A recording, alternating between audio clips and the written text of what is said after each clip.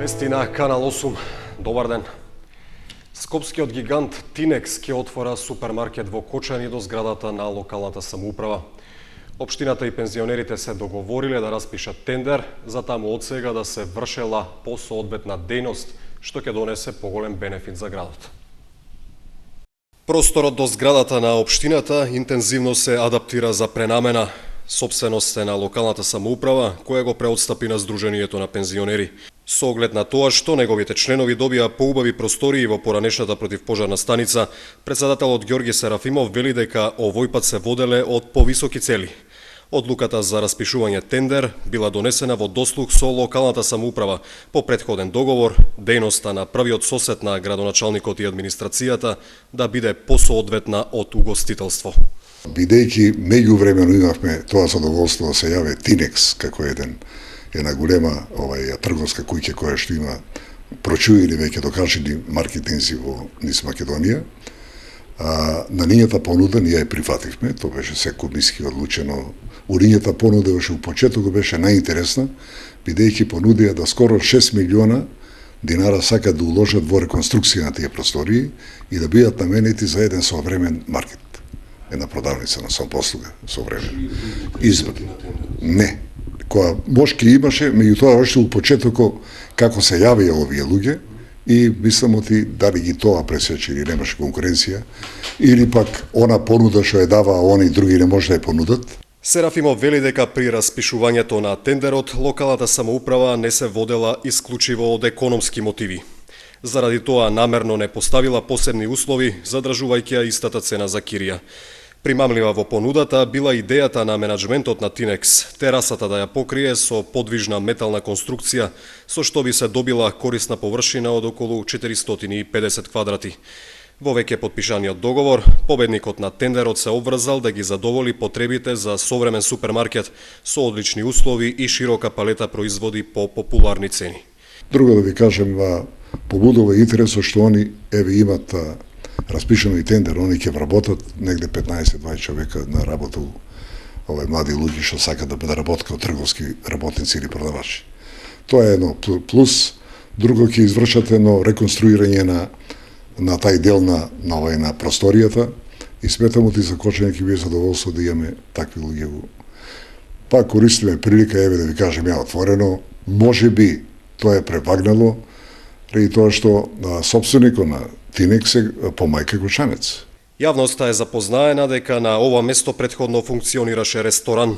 По истекувањето на договорот со сопственикот, локалната самоуправа реши да не го продолжи и да распише нов тендер. Низа години, политиката на Тинекс беше да отвора супермаркети само во градовите со над 50.000 жители. Со овој влез и онака силната конкуренција меѓу супермаркетите во Кочани дополнително ќе се заостри.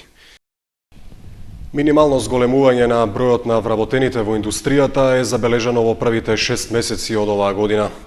Економските аналитичари велат дека странските инвестиции помогнале за тоа, но потребно е да се реинвестира и домашниот капитал за значително да се подобри состојбата. За околу 2% пораснал бројот на вработените во индустријата од крајот на мај минатата до почетокот на јуни оваа година. Главни носители на зголемувањето се капиталните производи со над 17% и преработувачката индустрија со околу 3% пораст на вработување. Кај сите други, зголемувањето на бројот на ново вработени се движи околу 1%, додека во рударството и преработката на камен има опаѓање дури за 7%, а кај производството на енергија за 2,7%. Во источниот регион од државата ваквите трендови се нешто понеповолни, велат економските аналитичари, пред се поради структурата на индустриското производство. Со оглед што најголем дел од работниците во индустријата во регионот се ангажирани во текстилниот сектор, се јавува така наречена флуктуација, односно променливо движење во однос на порастот или опаѓањето на бројот на вработени.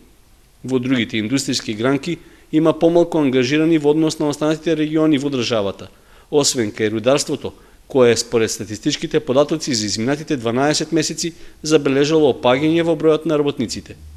Според економските аналитичари, ова директно се одразило и на животниот стандард на населението во источниот регион. Пораз стандардот ќе има кога штедните влогови и ќе ги прават нашите работници, они ќе заштедат, а не само од приливот за издршка на фамилијата што доаѓаат од странство, било да се тие привремено вработени или да се постојано таму вработени. Значи, се додека тоа нашиот човек не го осете, не е зголемен стандардот. Нашиот стандард ќе се зголеме, меѓу другото, и ако државата и пошироко има големи инвестиции во Македонија, треба најмалку 15 до 20% од бруто домашниот производ да се инвестира секоја година. Под тоа е живење, тоа е живуркање. Минималното зголемување на бројот на вработените во индустријата за 2% во источниот регион и не се чувствува премногу, вели Самарџиски, затоа што тој сам по себе е некако најизолиран, пред се поради сообраќајната непристапност. Примерот со Кочани во поглед на невработеноста е најдобар показател за тоа. Според официјалните податоци, на почетокот од минатата година имало близу 3200 лица кои бараат работа, а до истиот период годинава тој број се покачил на околу 3480. Од нив над 850 на вработување чекаат подолго од 3 години. Општина Чешиново Облешево ги продолжува активностите во рамки на Европската мрежа на село на Штркот. Представници од општинската администрација присуствуваа на годишниот состанок што се одржа во Хрватска, каде се потпиша договор за соработка. Од 24 до 28 јуни во Чигоч, Република Хрватска, се одржа редовниот годишен состанок на населените места што се дел од Европската мрежа на штркови. Средбата се одржа по 12-ти пат и на неа присуствуваа и представници од општината Чешиново Облешево, која од пред 2 години стана членка на оваа мрежа. Според информациите, овој состанок се разликува од претходните по тоа што официјално е потпишан договор за соработка, со кој потписничките се обврзуваат за заштита на природните ресурси. Тоа треба да представува можност за нивна туристичка промоција, но и за одржлив рурален развој. Сите членки во иднина треба да водат грижа со посебни акции за подобрување на живеалиштата на штрковите и минимизирање на штетите што се предизвикуваат кон нив. Локалната самоуправа на Чешиново Облешево преземе активни мерки за грижа и заштита на белиот штрк. Годинава, заедно со Македонското еколошко друштво, се работи на проект за заштита на ливадите и пасиштата, како и за поставување платформи на електричните столбови каде има штркови гнезда, активност што се реализира во соработка со Ева на Македонија. Според анализите, во општината има 70 активни штркови гнезда. Следната средба на членките на Европската мрежа на село на Штркот е закажана за до година, а домакин ќе биде населеното место Наги Бајом во Унгарија. Детско забавно игралиште добија најмладите во село Тркање. Набавката на реквизитите и уредувањето на теренот се реализираше со проект на волонтер на Американскиот мировен корпус, а подршка даде и општина Кочани. Најмладите жители на Тркање добија забавно катче со лулашки и други реквизити сместени во дворот на основното училиште. Детското игралиште е изградено како резултат на проект што го поддржа Американскиот мировен корпус преку владината агенција USAID. Свој удел имаше и локалната самоуправа на Кочани, која помогна во уредувањето на просторот во училиштето. На предавањето во употреба присуствуваа жители на Тркање, представници од општинската администрација и други гости. Волонтерот на мировниот корпус, Дейвид Ворнер, по чија идеја се реализираше опремувањето на игралиштето, рече оти се надева дека преку забава и дружење најмладите ќе научат повеќе едни за други. Целта на отворањето на ова детско игралиште беше да им се обезбеди можност на најмладите во Тркање да ги зајакнуваат социјалните вештини, пред да бидат на училишна возраст. Реализацијата на проектот го помогна и општина Кочани во соработка со Американскиот мировен корпус. Според градоначалникот Димитровски, соработката на општина Кочани со мировниот корпус досега овозможила реализирање на повеќе заеднички проекти, а опремувањето на игралиштето во Тркање е само еден од таквите успешни примери. Соработката со мировниот корпус, соработката со УСАИД е на повеќе страни. Вакво игралиште имавме пред 2 години во Ризари, ваквото игралиште денеска го отвараме и ваквата соработка ќе продолжиме и понатаму со волонтерите од мировниот корпус и воопшто со сите други такви невладини организации. Од основното училиште Никола Карев изразија благодарност што со игралиштето е создадено ново катче за дружење на најмладите. Посебна благодарност од моје име, од името на вработените при Основното училиште Никола Карев, до општина Кочине и до волонтерот од Мировниот корпус, кој на жителите од село Тркање и понудија едно повеќе наменско детско игралиште кое ќе го користат помалите генерации во село Тркање. По повод отворањето на детското игралиште се одржа пригодна свеченост, на која пред присутните жители и гости настапија фолклористите од културно-уметничкото друштво Руен од Кочани. Со концерт посветен на кочанскиот музичар Нејат Велиов и неговиот кочани оркестар започнаа овогодишните Петровденски конаци. До 12 јули, до кога ќе трае манифестацијата, публиката ќе има можност да види повеќе концерти, промоции и изложби. Со настапот на подмладениот состав на светски познатиот кочани оркестар на летната сцена на Центарот за култура Бели Мугри започна 9-то издание на културната манифестација Петровденски конаци. На отворањето беше речено дека успешно продолжува традицијата во текот на летниот период и тоа токму пред празникот на градот Петровден да се организираат повеќе содржини како културно освежување за кочанци.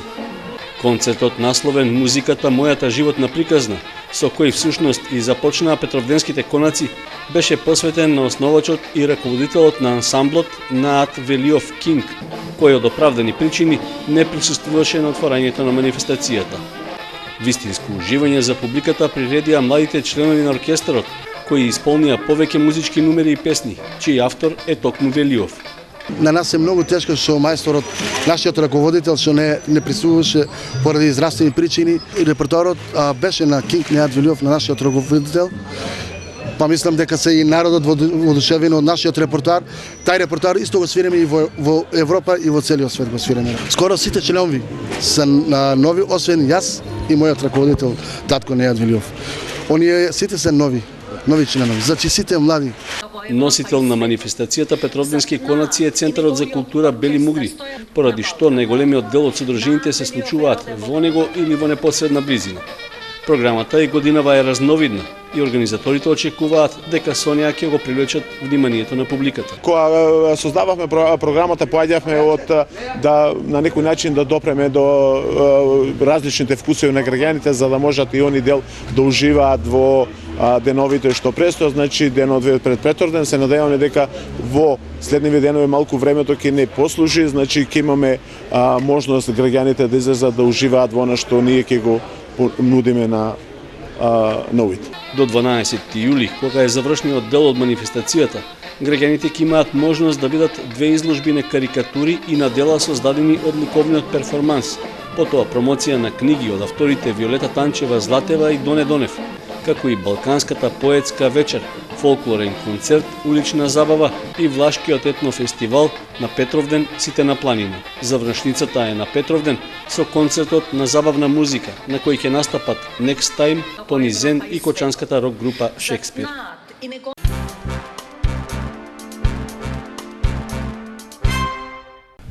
Фолклорниот ансамбл Китка го потврдува високото интернационално реноме. Ансамблот ќе ја представува Македонија на професионални фестивали во Франција и Хрватска, едни од најголемите во светски рамки. На покана на организаторот, фолклорниот ансамбл Китка ќе ја представува Македонија на серија фестивали на западниот брег на Франција во областа Бретања.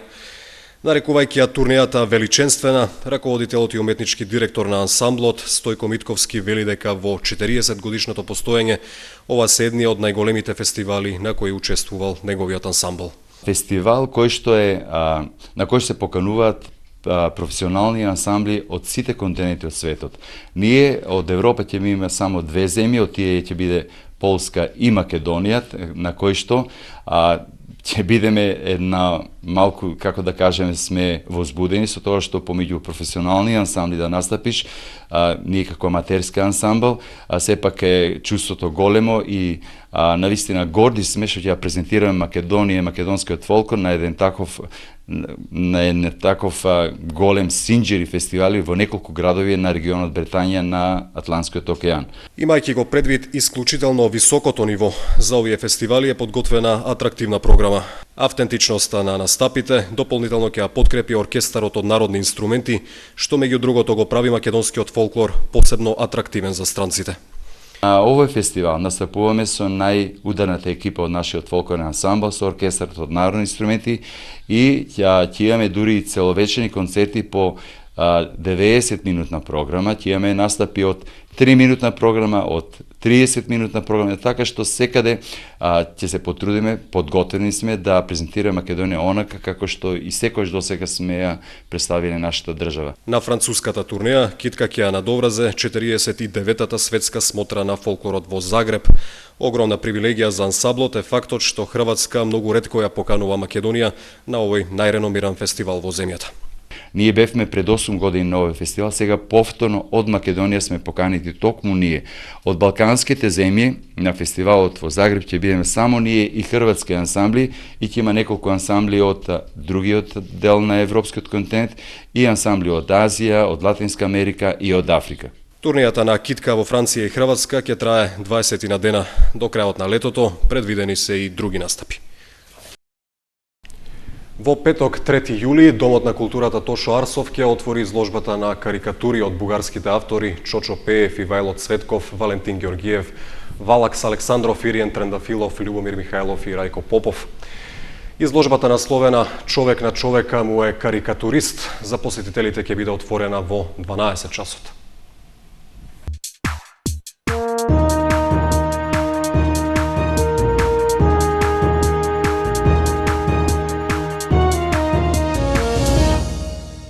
Во продолжение од вестите, спорт. Најдобриот кочански фудбалер Стојанче Велинов се најде во центарот на најголемата афера во поновата фудбалска историја на Македонија. Мавара поднесе кривична против него заради наводна манипулација со надпревари и заработка на пари. Огромен скандал го тресе македонскиот фудбал, а во центарот е Стојанче Велинов. Против него Мавара покренала кривична пријава поради тоа што тој го прекршил законот и манипулирал со надпреварите на кои што настапувал и на тој начин заработувал пари.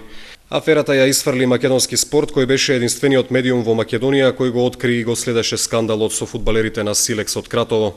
Истите соработувале со бугарска банда и притоа ги местеле надпреварите со Вардар, Шкендија и други. Целата работа излезе на виделина по дуелот со Металург во Скопје, кога резултатот не излезе померак на оние кои манипулирале. Потоа бугарската банда наводно низ земјава го бркала Стојанче Велинов, кој морал да враќа огромни суми на пари. Фудбалскиот клуб Силекс од Кратово пред неколку недели ги казни фудбалерите со глоба од 5000 евра и суспензии. Во оваа афера беа вклучени уште 4 играчи кои во своите изјави пред клубскиот дисциплинец го обвиниле Велинов. Сега напаѓачот заработува кривична пријава од Мавара. Ова е прв ваков случај во Македонија со истрага за местење на фудбалски надпревари, иако пред 5 години УЕФА ја казни победа Прилеп за местенките на Евросцената. Осогово ги стартуваше подготовките за новата сезона со амбиција за влез во втората лига. Дел од летните засилувања се приклучија на екипата, во најава се и нови аквизиции. Осогово ги започна подготовките за сезоната 2015-2016 во третата фудбалска лига Исток. Тренинзите се одвиваат на градскиот стадион Никола Мантов во резервираниот попладневен термин. Дел од летните засилувања веќе се приклучија на екипата. Процесот ќе се комбинира со кондициони и тактички тренинзи, а формацијата ќе ја заокружи физиономијата со пристигнувањето на најавените аквизиции. Целта ни е висок пласман, не е само да се надпреваруваме во третата лига Исток, него да одеме и на повисок пласман, што значи до сега имаме неколку засилувања. И тоа Бојан Петров од 14 октомври од Крупиште, Бранислав Јовановски од Рудар Пробиштип, тај е поранешен наш играч, потоа Мартин Атанасовски, Марио Атанасовски од Каменица. Во преговори сме уште со неколкумина играчи кои денеска не се на теренот. Тоа се Клинкаровски Жарко од Велес, од Бабуна, Аврамовски Лјупче и Владимир Секуловски. Тие ќе се приклучат покасно на подготовките. Што се однесува до тренизите, тие ќе се одвиват 2 пати дневно, препладне и попладне. Со нив ќе раководи Крсте Крстев, а ќе видиме кој ќе му помага. Едно од клучните засилувања на Осогово сезонава е Марио Атанасовски, кој треба да ја залечи најслабата точка во тимот, нападот. Шпицот доаѓа со импресивен бекграунд, има 10-месечно праволигашко искуство во работнички, а ангажиран е од редовите на САСА. Јас дојдов тука од Македонска Каменица, бидејќи во Осогово се зборува дека ќе се има амбиции да се влезе во втората македонска лига. Исто така има нови други играчи што дојдоа во мене во природниот рок. И така ќе одиме во втора лига, имаме амбиции за влегување во втората македонска лига со тренинзи.